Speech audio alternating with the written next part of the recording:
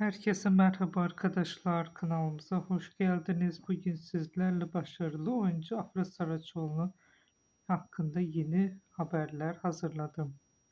Afra Saraçoğlu yeni projeleriyle gündemde kalmaya devam ediyor. Yol Çapkın dizisinin final yapmasının ardından kariyerinde yeni bir sayfa açan ünlü oyuncunun dijital platform için hazırlanan yeni bir yapımda rol alacağı konuşuluyor. Son günlerde ortaya atılan iddialara göre Saraçoğlu yeni sezonda izleyiciliği buluşacak romantik mini dizinin hazırlıklarına başladı. Projenin detayları henüz resmi olarak açıklanmasa da yapımın Türkiye'nin tanıtımının katkı sağlayacak uluslararası bir konsept taşıdığı belirtiliyor. Öte yandan Afra Saraçoğlu'nun moda dünyasındaki yükselişi de sürüyor.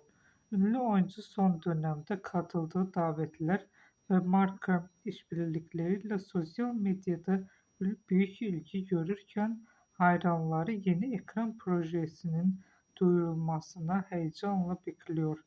Başarılı oyuncunun önümüzdeki günlerde yeni projeyle ilgili resmi açıklama yapması bekleniyor. Son dönemde çıkan haberlerde Afra Saraçoğlu'nun yeni bir mini dizi projesiyle anıldığı ve uluslararası izleyiciye yönelik yapımlarda yer almaya hazırlandığı belirtiliyor.